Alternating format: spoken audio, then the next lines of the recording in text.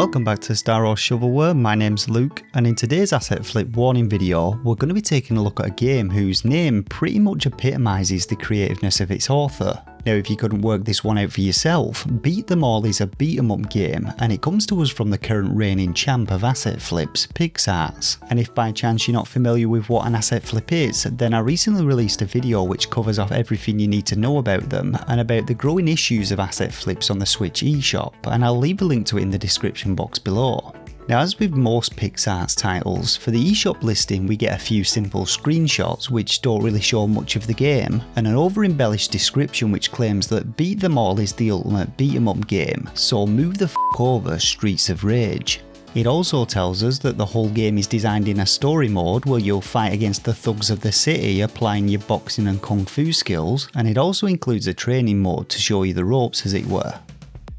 So as is standard practice now with PixArts releases, I gave it my usual once over, and I instantly recognised that it used an asset that I had seen before, that being the 3D beat 'em up game template available on the Unity Asset Store for around €87. The asset itself is a complete game template, which means it includes everything you'd need to create the game, including AI and player movement scripting, different attacks and enemy wave spawning, just to name a few, and the aforementioned training level is also included in the pack. Now of course you can use this asset to create your own beat 'em up by importing things like new character models and environments, but going by PixArt's track records and the screenshots, I knew that I wouldn't have to go too far to prove that this was just another asset flip, and that they'd pretty much done nothing to the base assets before shitting the game out onto the eShop. So let's take a look at the evidence for this claim.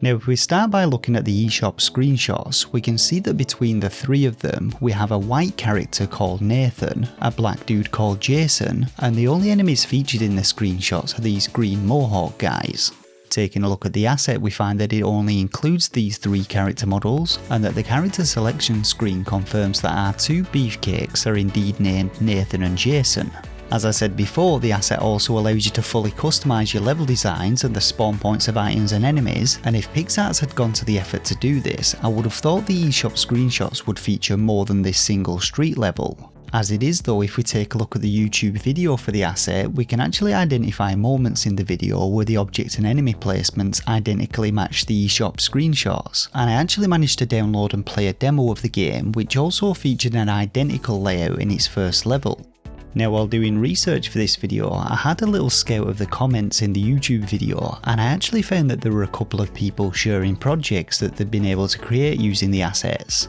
A guy called Alessandro went for a low poly visual design for his game called Rocky Knight, while Eric Horner created a medieval looking fighter called Delta Cross. And as you can see, visually these guys were able to achieve two very different games, but PixArts, being the talentless pricks that they are, decided that the base assets were good enough for their attempt.